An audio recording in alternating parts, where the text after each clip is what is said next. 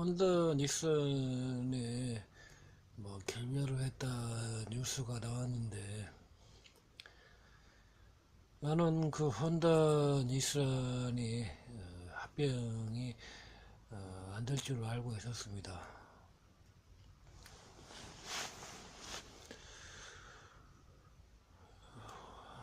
합병이 결렬이 왜 되지 않을 거라고 생각했냐면은,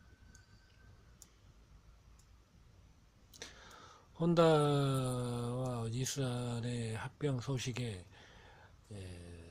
뉴스에 보면은 프랑스 르노에 대한 언급이 전혀 없었습니다. 그래서 이것은 어거지로 밀어붙인다, 이런 것을 바로 알 수가 있는 것이었고,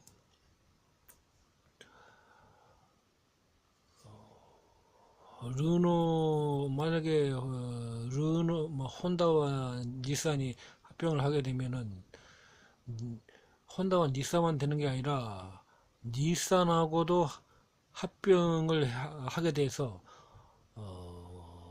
르노, 혼다, 닛산, 미쓰비시 이렇게 네 개 회사가 되게 되는 것입니다.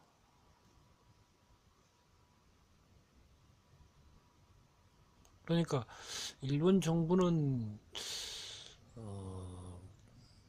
그렇게까지 혼다까지 끌어들일 생각, 자기들은 처음에는 혼다까지 르노, 닛산, 미쓰비시에 끌어들이려고 했지만은 처음에는 원래 이게 처음이 아니고 2000년, 2001년에 이미 한번 일본 정부에서 혼다와 닛산이 이제 에, 합병하면 어떻겠느냐 이런 의사를 전달을 했다고 언론에 나왔습니다. 그런데 혼다에서 그때 인터넷 뉴스 기사를 검색을 하면은 혼다 측에서는 일본 정부는 혼다와 닛산이 완전히 다른 회사이다, 이걸 전혀 자동차 업계를 전혀 모르는, 자동차 업계의 이런 상황을 전혀 모르고 일본 정부에서 이렇게 얘기를 했다라며 강하게 거부를 했다, 이렇게 인터넷 뉴스에 나왔었죠. 그래서 그 뉴스, 그러다가 이번에 2024년 12월 달에 갑자기 또 굉장히 느닷없이죠. 느닷없이는 아니지만 이미 한 차례 2001년에 그런 시도가 있었죠. 근데 이번에는 아예 일본 정부 그런 얘기도 전혀 없었습니다. 일본 정부가 하라 해서 하라 했다, 이런 그런 얘기도 없이 바로 합병을 결정했다, 이렇게만 방송과 언론에 발표를 했죠. 그런데 합병했다는 그 뉴스에 프랑스 르노하고 어떻게 할 것이냐, 이것에 대해서는 이런 한마디도 언급이 없었고, 이것은 누구라도 쉽게 합병이 되지 못할 것이다, 충분히 예상할 수 있는 것이었습니다. 아니나 다를까 바로 이틀 전에 일본 국내 언론에 합병이 결렬됐다, 백지화됐다, 이런 뉴스가 나왔습니다. 왜 그럼 이런 합병이 결렬됐느냐?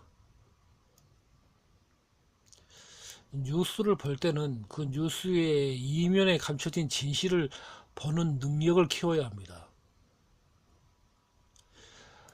일본이라는 나라는 미국 세계에서 가장 자동차 노조가 가장 강성 노조가 유럽 자동차 기업 이런 것들이 굉장히 강성 노조이고, 미국도 UAW 그러니까 전미 자동차 노조라는 곳이 있죠. 이것이 미국 강성 노조의 상징입니다.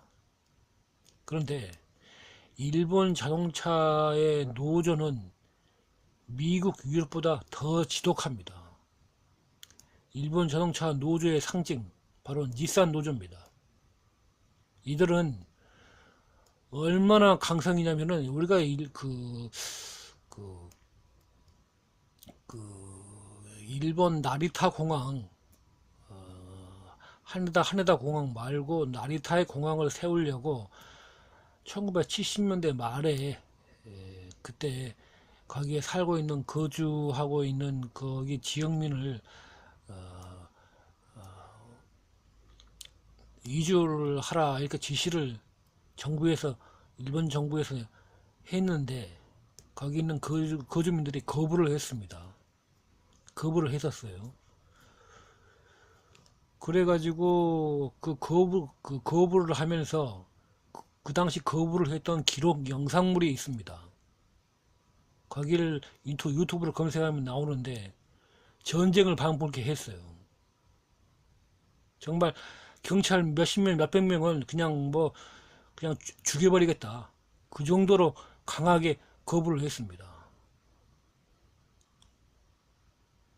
일본이라는 나라는 그 정도로 일반 서민들이나 이런 주민들의 그런 그들을 굉장히, 그들이 그 나라의 가장 높은 위치에 있는 그런 세상입니다. 그런 나라예요.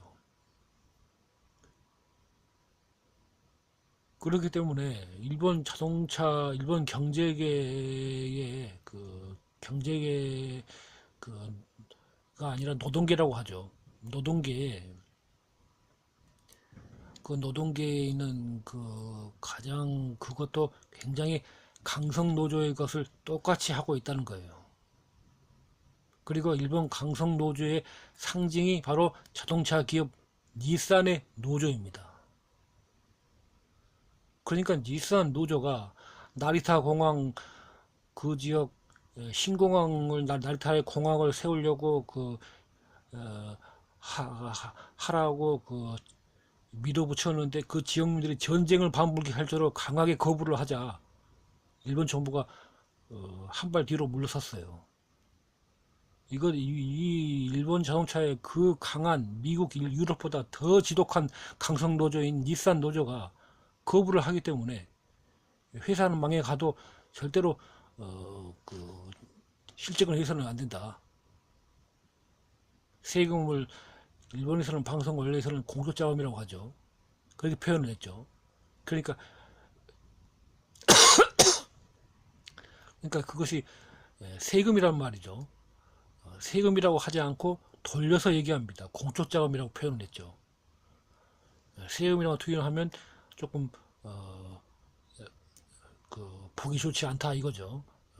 자유시장 경제 하에서 세금을 지원한다는 것은 좀 그렇다.